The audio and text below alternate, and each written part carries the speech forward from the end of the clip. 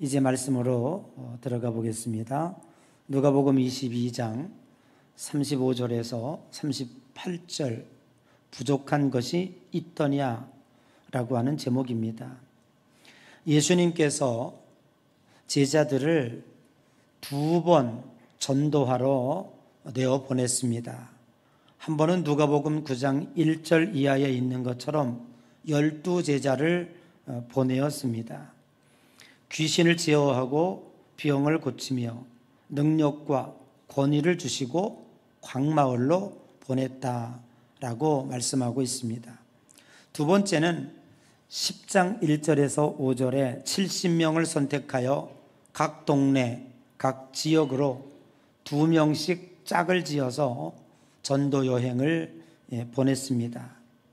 오늘 본문 말씀에 예수님께서 전대와 배낭과 신발 없이 보냈다라고 하는 말씀으로 보아서 오늘 본문의 배경을 하고 있는 그 말씀은 바로 누가복음 10장 1절에서 5절 70인 전도인을 파송할 때 그때의 환경을 배경으로 하고 있지 않나 하는 생각을 갖게 됩니다.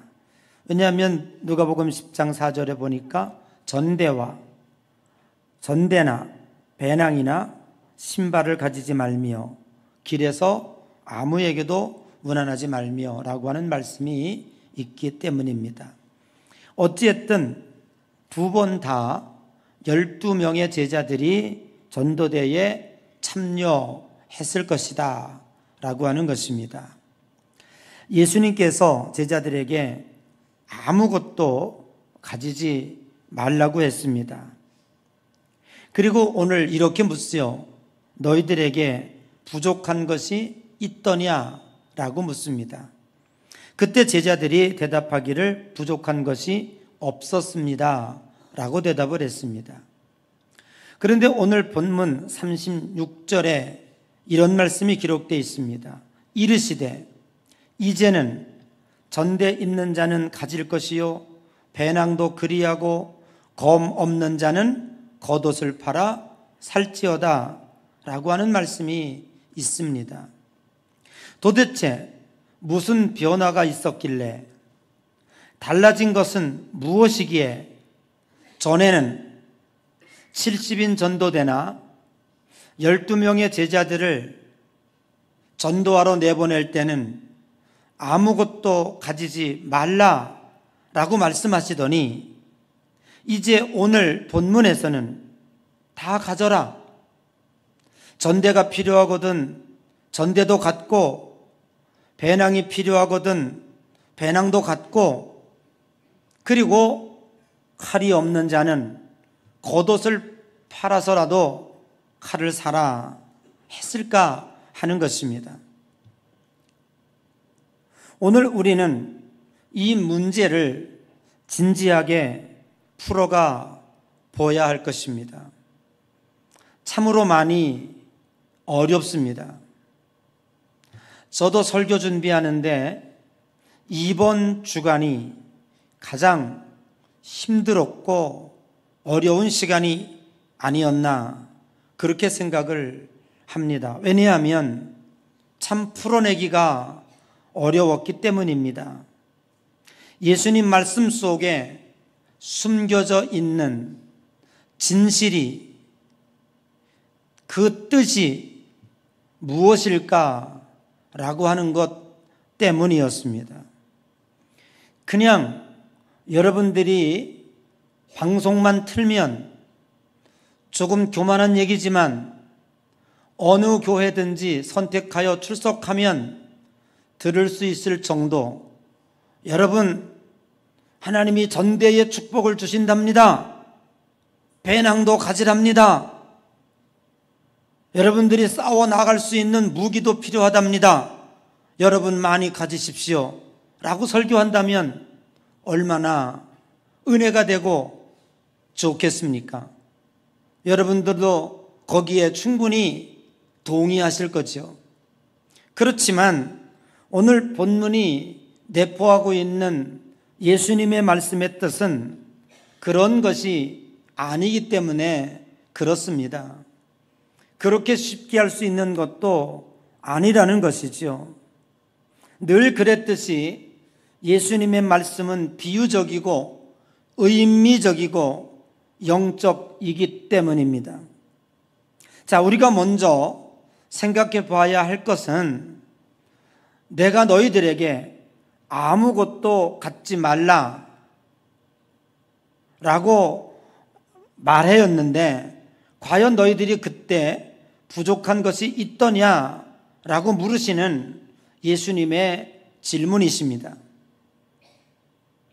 예수님께서 제자들에게 과거를 상기시키시며 이런 질문을 하시는 이유는 무엇일까 하는 것입니다. 전대는 뭡니까? 돈주머니입니다. 오늘 여러분들이 들고 다니는 지갑입니다. 그때는 필요 없다 하시더니 이제 가지라는 겁니다. 배낭은 뭘까요? 외부에 나갈 때, 여행을 갈 때 생활 필수 도구를 챙기는 그 필수품을 가지고 다니는 가방이죠. 여러분들이 여행 갈 때 가방을 챙기듯이 꼭 필요한 것입니다. 거기에는 옷도 있을 것이고 세면도구도 있을 것이고 어떤 때는 비상약도 누울 것이고 여러 가지 필요한 물품들이 생활용품들이 다 들어가죠. 그런데 그때는 필요 없다 하시더니 이제는 가지라는 겁니다. 심지어는 신발도 갖지 말라 하셨습니다. 여러분, 지금은 여러분들이 내구성이 강한 신발을 신고 다니기 때문에 사실 떨어져서 버리는 일이 그리 많지 않아요. 유행이 지나서 권태가 나서 신발을 교체하는 일은 많이 있을지언정 쉽게 떨어지지 않아요. 그런데 옛날엔 어땠습니까? 집신, 기껏해야 남학신, 고위직들이 비싸게 살 수 있는 가죽신 정도 있었겠죠. 그런데 제자들이 그 정도 준비는 안 했겠고요. 아마 집신 내지는 남학신 정도였는데 옛날에 우리나라 조선시대나 좀 올라가서 보면 이런 공장에서 나오는 신발이 우리에게 제공이 안 될 때 집신을 신었죠. 나그네들이 늘 챙기는 게 신발입니다. 늘 자주 떨어지기 때문에 언제 끈이 끊어질지를 모르고 하기 때문에 만약에 예비 신발이 없으면, 집신이 없으면 맨발로 걸어가야 하는 고통을 겪을 수밖에 없는 거예요. 그래서 집신을 주렁주렁 달고 다녔던 거예요. 그런데 예수님께서는 그것마저도 거부하셨습니다. 하지 말라고 한 거예요. 그런데 묻습니다. 그때 너희들이 아무것도 갖지 않았을 때, 지갑도 갖지 않고 생활용품도 안 챙겼고 신발도 챙기지 않았을 때 그때 부족한 것이 있더냐라고 물어요. 그랬더니 제자들이 뭐라고 말해요? 부족하지 않았습니다 라고 말합니다. 여러분에게 한번 물어볼까요? 지금까지 이 세상을 살면서 열심히 신앙생활하면서 부족한 것이 있었던가요? 제일 먼저 아니라고 하신 분은 이복순 권사님이에요. 사실은 내 욕망과 욕구에 충분히 채워지지 않았을지언정, 그래서 우리들이 하나님 앞에 불평과 불만이 있을지언정 부족해서 불만한 적은 별로 없었을 것 같아요. 그때 필요할 때 많이 채워주셨습니다. 이들을 전도대에 파송할 때 가지지 말라 했던 것은 무엇이었냐 하면 하나님의 훈련 프로그램이었죠. 그 하나님의 훈련 프로그램에 목적하시는 것은 무엇입니까? 그들이 갖지 않았어도 물어봐요. 너희들에게 부족한 것이 있더냐? 없었습니다. 그럼 결론은 뭐예요? 하나님이 공급해 주신다는 거예요. 이스라엘 백성들이 40년 광야에 살면서 40년 동안 하나님이 그들에게 가르쳐 주고자 했던 중요한 훈련의 목적이 뭐였습니까? 만나와 메추라기를 먹이셨습니다. 그들은 농사하지도 않았는데 40년 동안 굶지 않았어요. 참으로 놀라운 것은 어디 공장도 없어요. 옷을 해입을 데도 없었어요. 근데 처음 입었던 그 옷이 40년 동안 신발이 떨어지거나 헤어지지 않았어요. 그것은 뭐냐면 오늘 우리가 이 세상을 살 때 무엇을 먹을까, 무엇을 입을까, 무엇을 마실까 염려 걱정하고 다 부질없는 짓이라는 거예요. 하나님이 사랑하는 자 그들에게 다 공급해 주시는 거예요. 여호와는 나의 목자시니 내게 부족함이 없으리로다. 내 욕망에 차고 넘치지는 않는다고 할지라도 하나님이 모든 공급의 원인은 누구에게 있다? 하나님에게 있다는 거예요. 믿으시면 아멘 하시길 바랍니다. 눈만 멀쩡멀쩡 뜨고 있지 말고. 그래서 이런 결론을 갖게 됩니다. 의인은 오직 믿음으로 살리라 함과 같으니라. 우리가 이 세상을 살아갈 때 이 세상에서 주어지는 도구로 사는 것 같지만 믿음으로 사는 것입니다. 하나님께서는 제자들에게 70인 전도대에게 하나님의 사명을 갖고 나가는 자들에게 철저히 이러한 훈련을 갖게 하신 거예요. 그래서 갖지 말라 하는 거예요. 필요 없어서가 아니라 그것을 통해서 공급해 주시는 하나님의 능력을 경험하게 되고 그 경험을 통하여 모든 공급의 원인은 하나님에게 있고 그래서 우리는 믿음으로 살아가야 된다라고 하는 그 결론을 얻게 되는 것이죠. 그래서 그때는 필요 없다 하시는 훈련을 하게 된 거예요. 마치 4주 동안 청년들이 세게 훈련을 받은 것처럼 이들은 영적 훈련을 받게 된 거예요. 그런데 예수님께서 이제는 전대도 배낭도 칼이 없는 자는 겉옷을 팔아서 사라고 하십니다. 도대체 제자들은 이 말씀이 무슨 말씀인지 도저히 이해와 납득이 되질 않았습니다. 그래서 옆에 있는 칼 2개를 보여주시며 여기 칼 2자루가 있습니다라고 말했더니 족하다라고 말씀하신 거예요. 그런 얘기는 뭐냐면 예수님이 더 이상 칼의 문제가 아니었음을 우리는 알게 되는 것입니다. 여러분, 전대라고 하는 것은 현실을 살아가는 데 꼭 필요한 물질입니다. 배낭은 이동하거나 체류할 때 필요한 생활용품을 챙겨야 하는 필수 가방입니다. 칼은 위험한 길을 갈 때 당할 수 있는 불시의 공격에 대하여 방어할 수 있는 무기입니다. 이런 것들이 이제 주님께서 가지라 한 것은 무엇이 달라졌길래, 어떤 변화가 있길래 예수님께서는 제자들에게 이런 말씀을 하실까라고 하는 것이죠. 제자들은 체감하고 있지 못하고 있지만 내일 아침이면 예수님께서 로마 병정들에게 잡혀 십자가에 달리실 것입니다. 골고다의 언덕에 올라가실 것입니다. 예수 그리스도의 죽음이 코앞에 다가왔다고 하는 사실을 예수님은 정확하게 알고 느끼고 있었다고 하는 것이죠. 그러니까 지금 예수님께서 하시는 이 말씀은 물질적 차원이 아니라 너희들이 가져서 부자가 되라, 넉넉히 써라, 그런 얘기가 아니라 세속적 관점에서 받아들여서는 안 되는 거예요.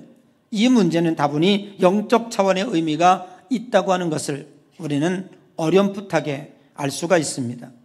오늘 예수님의 말씀은 매우 역설적입니다. 파라독스입니다. 칼을 준비하라 라고 하는 것은 뭐냐면 실제적으로 칼싸움을 하는 것이 아닙니다. 주님께서는 베드로에게 칼 쓰는 자는 칼로 망하리라, 칼을 거두어라 라고 하실 정도였습니다. 그런 분이 제자들에게 이제 칼 준비하고 칼싸움으로 나가라 그러셨겠습니까? 그렇지 않습니다. 칼이라고 하는 것은 매우 급박함을 가리킵니다. 전쟁 날 때 쓰는 것입니다. 장차 제자들에게 불어닥칠 박해와 고난이 어떤 현실인가라고 하는 것을 영적으로 감히 우리들이 짐작할 수 있게 해주시는 것입니다. 그것은 곧 이제 예수님께서 너희들과 함께 있던 이 예수가 내일이면 잡혀갈 것이고 그 이후에 너희들에게 벌어질 그 환난과 박해가 어떤 것인가라고 하는 것을 이야기하며 각오하고 결단해라, 비장해야 된다, 이전과 같은 생각을 가지고는 절대 안 된다고 하는 것입니다. 부족한 것이 있더냐라고 물었는데 부족한 것이 없습니다.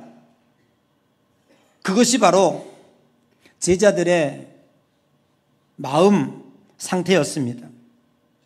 부족한 것이 없었기 때문에 세상에서 별로 알아주지도 않고 밤새 고기를 잡았으나 한 마리도 못 잡아 실패한 자들, 그리고 많은 사람들이 멸시와 천대를 하는 사람 취급도 하지 않는 세리, 이런 자들을 불러 모았어요. 그런데 예수님을 따라다니니까 수지 맞아요. 예수님이 가는 곳마다 수만 명이 운집하여 환호성을 지르고, 배고프다라고 하면 물고기 2마리 보리떡 5개로 5,000명도 먹이시고, 풍랑 만나 죽겠다고 했더니 바람과 풍랑을 꾸짖기도 하시고, 도대체 어쩌란 말입니까? 그러니까 예수님과 함께 있으면 되는 거였어요. 아주 수지 맞는 일이었어요. 그런데 예수님이 자꾸 십자가를 얘기하시고, 죽는다 하시고, 떠나간다 하시고, 그러니까 제자들 마음속에는 보통 불안감이 있었던 것이 아니에요. 너무너무 불안한 나머지 예수님께서는 요한복음 14장 1절에 너희는 마음에 근심하지 말라. 하나님을 믿으니도 나를 믿으라. 내가 너희를 위하여 거처를 예비하라고 하노니 다시 와서 너희도 나 있는 곳에 영원히 있게 하리라. 왜 이런 말씀을 하셨을까요? 이들이 너무 많이 불안해하기 때문에. 거꾸로 말하면 예수님과 함께 있는 것이 너무 좋았기 때문에. 오늘 우리들이 마음이 힘든 것은 2가지 차원일 것 같아요. 너무 없어서 힘들고 불안하기도 해요. 어떻게 살아갈까? 어떻게 견뎌낼까? 아이들 학비는 어떻게 될까? 내일은 무엇을, 참 불안하기 그지없어요. 그러나 또 하나의 불안의 차원은, 오늘 제자들이 겪는 차원은 무슨 불안입니까? 너무나 가진 게 많아요. 그런데 왜 불안해요? 무엇이 불안해요? 이것이 내게서 떠나가면 어떡하지? 어느 날 투자한 것이 박살나면 어떡하지? 요즘에 화재도 많다는데 불이 확 나가지고 이 아름다운 짓 하면 어떡하지? 너무너무 건강한데 어느 날 병이 확 들어가서 죽으면 어떡하지? 이래도 불안, 저래도 불안인 거예요. 그런데 오늘 제자들이 겪는 불안은 바로 너무나 좋은 거예요. 예수님과 함께 있는데 자꾸 예수님 떠나간다는 이 안전이, 이 은혜가 깨어질까봐 이들은 불안한 거예요. 그래서 예수님께서 십자가를 이야기하니까 심지어 베드로는 뭐라고 말합니까? 절대로 그런 일이 없습니다. 누구도 예수님을 십자가에 달도록 잡아갈도록 제가 두지 않겠습니다. 제가 막아드리겠습니다. 그때 예수님께서 뭐라고 말씀하십니까? 사탄아, 내 뒤로 물러가라. 너는 나를 넘어지게 하는 자로다 라고 말할 정도로 그런 지경이었습니다. 여러분, 예수님 말씀은 이런 것이었습니다. 지금까지는 부족함이 없던 것이 은혜였습니다. 전대도, 배낭도, 신발도 아무것도 필요 없었습니다. 그래서 은혜였고, 그래서 주님을 따랐고, 지금도 따르고 있고, 주님께 감사한 거예요. 그 따름의 원인이 바로 그런 것이었어요.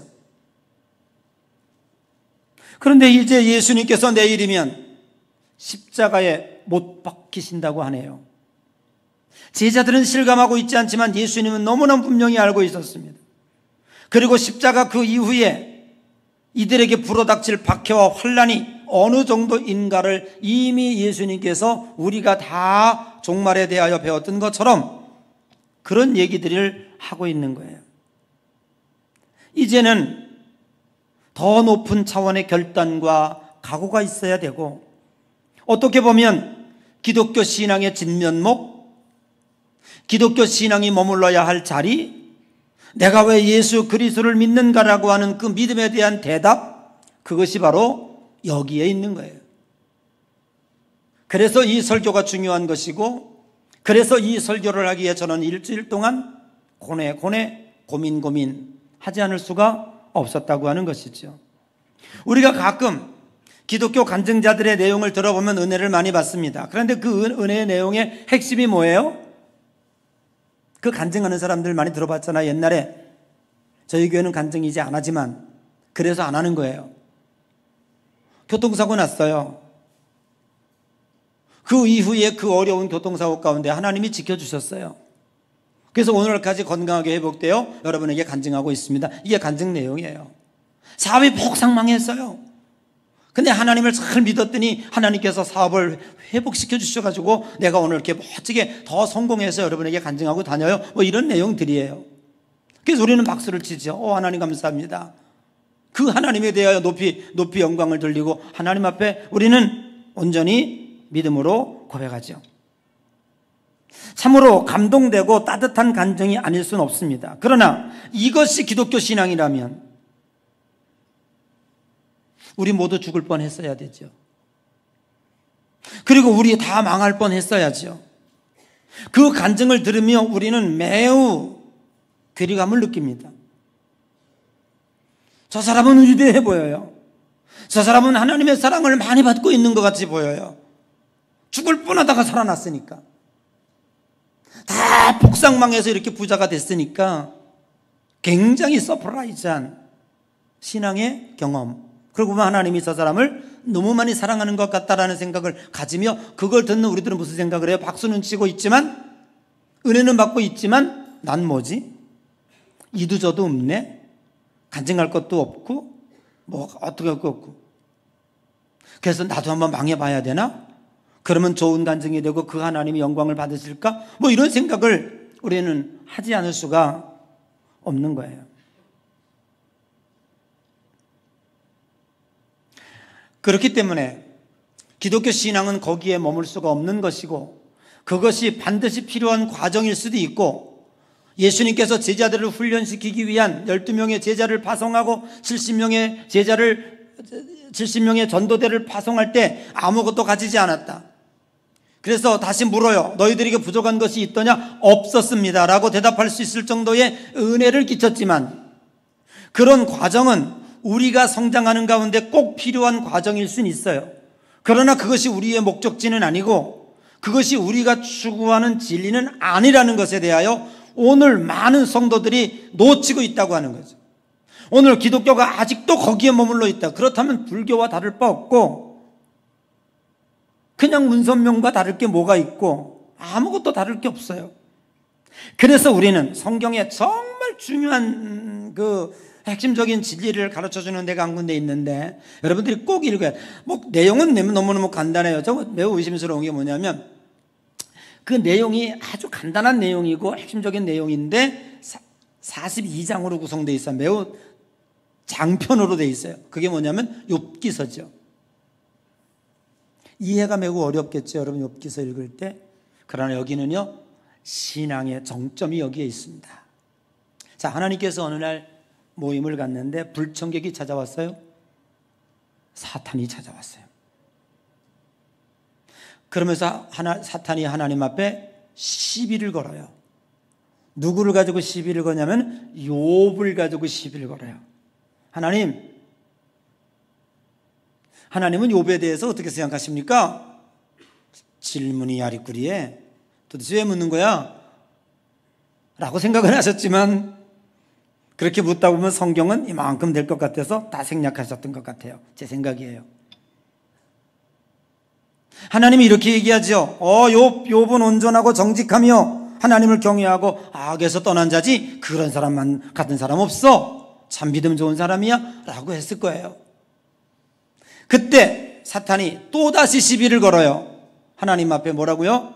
헤이, 천만만만의 말씀입니다. 무엇이라? 아니, 세상에 욥과 같이 하나님이 축복하면 어느 누구들 그렇게 충성하지 않겠습니까? 욥은 당대의 부자였어요. 셀 수 없을 만큼 양과 염소와 낙타와 소와 당배동방의 부자였어요. 그리고 아들과 딸 얼마나 다복하게 10명씩이나 나가지고 그 자녀들과 함께 행복하게 살아가는 거예요. 그러니까 사탄이 하나님 앞에 그렇게 축복을 하니까 주일도 안 빠지고 봉사도 잘하고 청소도 잘하고 식당에 가서 국수도 잘 삶고 11조도 잘하고 또 뭐 있어요? 등등 그렇게 충성하는 거죠 라고 말했을 거예요. 하나님이 갸우뚱한 거죠. 그래? 하나님이 난감해.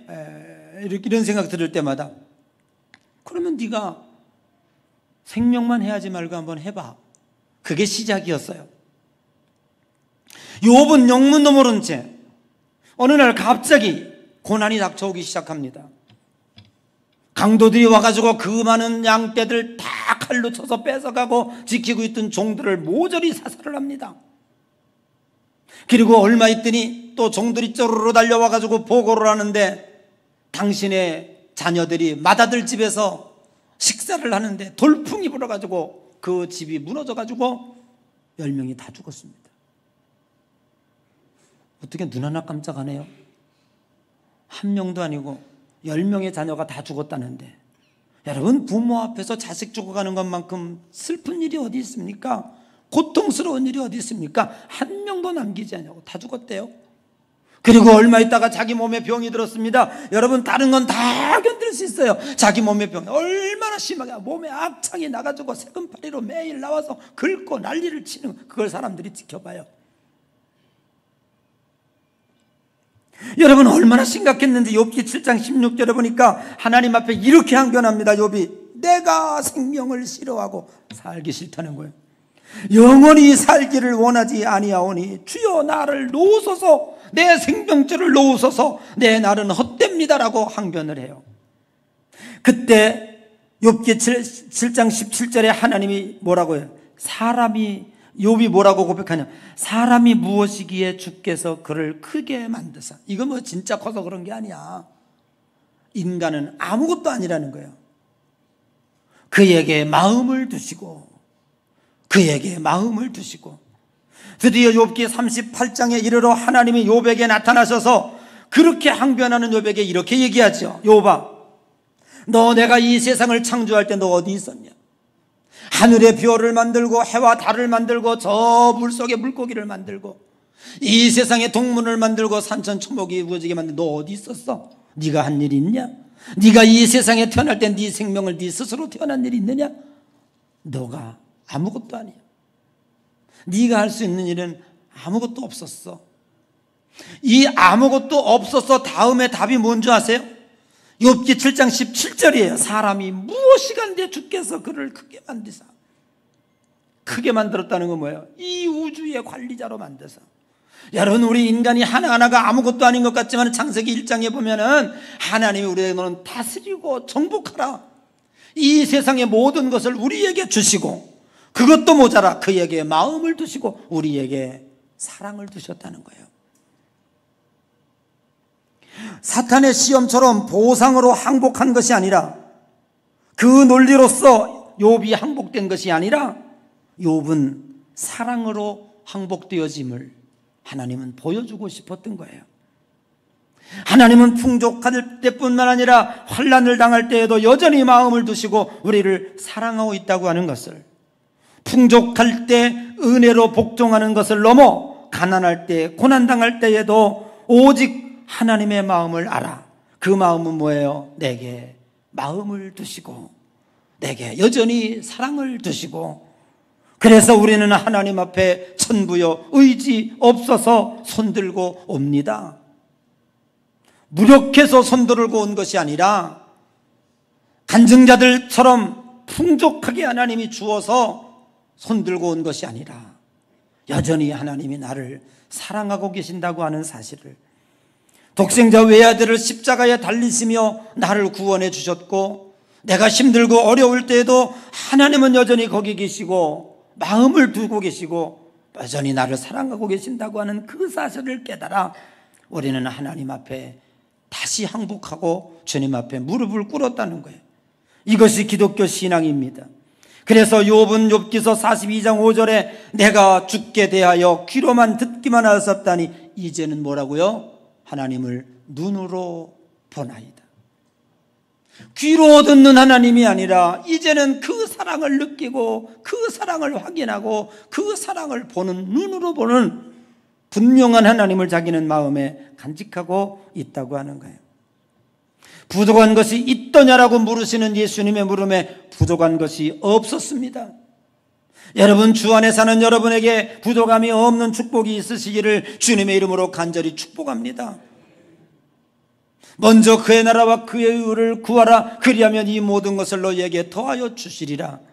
내가 원하는 욕구와 욕망에 만족할지는 않을지언정 하나님은 최소한 나에게 부족함이 없도록은 인도해 주실 것입니다.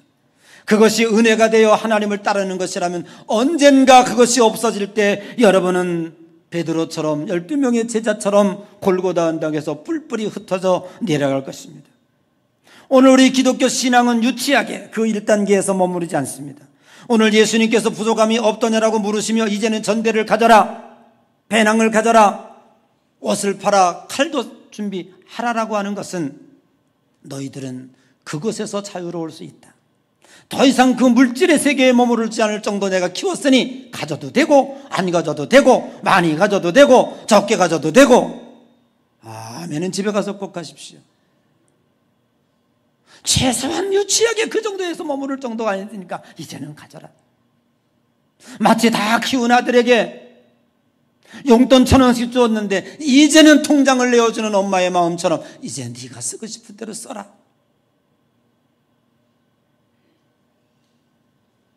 전대의 문제, 배낭의 문제, 칼의 문제가 아닙니다. 앞으로 불어닥칠 박해와 환난을 견디어 나가려면 1차원적 신앙, 보호적 차원, 은혜가 되어져서 하나님을 따르는 그 차원을 넘어서 우리는 또 다른 길로 나아가야 됩니다. 하나님의 은혜를 받고 그 은혜에 보답하는 삶도 값지고 귀한 일입니다. 그렇지만 기독교 신앙은 하나님에 대한 무한한 믿음의 근거가 되어 그 보답이 즉각적으로 내게 원하는 대로 답이 주어지지는 않을지언정 하나님의 뜻을 따르며 순종의 길을 걸어가는 것, 그것은 바로 또 다른 무엇, 하나님의 사랑이 있기 때문에 그렇습니다. 언제나 사탄의 시비거리가 되렵니까? 보상에 의해서만 움직인다면, 하나님의 은혜를 주었기 때문에 신앙에 여러분들이 머무르고 있다면 우리는 마치 돌고래 수준일 것입니다. 제가 왜 돌고래를 얘기합니까? 돌고래가 똑똑하다 할지라도 맛있는 물고기 조련사가 던져주면 그것이 고마워가지고 냈다 춤을 추고 사람들을 즐겁게 합니다. 그게 돌고래입니다. 여러분들이 돌고래의 신앙을 머무르렵니까? 사랑하는 성도 여러분, 작은 얘기 같지만 오늘 우리는 심각하게 생각해 보아야 할 일이 아닌가. 오늘 예수님께서 부족한 것이 있더냐? 없습니다. 이제 가져라. 칼이 없니? 겉옷을 사서라도 칼을 사. 그리고 37절을 이야기하며 내가 받을 고난과 박해에 대하여 주님은 얘기하고 있는 줄로 믿습니다. 사랑하는 성도 여러분, 주님이 우리를 위해서 여전히 사랑하고 계신다는 사실을, 그리고 그 사랑은 우리를 위하여 당신의 외아들을 십자가에 달려 돌아가시게 했다고 하는 그 사실을, 설사 나를 끄슬러 잡아먹으려고 했던 그러한 그 처절한 그러한 악몽 같은 원망스러운 고난이 내게 닥쳐온다고 할지라도 절대 우리 마음 가운데 느껴지는 하나님의 사랑, 하나님이 어찌 그리 나를 사랑하시는지라고 하는 그 사랑에 의하여 항복하고 결단하고 고백하고, 오늘 여러분의 매일매일의 삶이 하나님의 은혜의 삶이 되시기를 주님의 이름으로 간절히 축복하고, 우리 한 사람 한 사람, 우리 예향의 한 사람 한 사람은, 저는 원하기는 여타 다른 사람과 비교할 수 없지만 그러한 신자들과 같이 아니하시기를, 그래서 이 한 사람, 이 한 사람, 이 한 사람은 그냥 그 한 사람이 아니라 이렇게 결단한, 부족한 것이 있더냐? 없습니다. 그래, 이제 가져라. 그 이후의 것으로 항복하고 주님 앞에 순종하고 나아오는 그 귀한 한 사람이 되시기를 주님의 이름으로 간절히 축복합니다.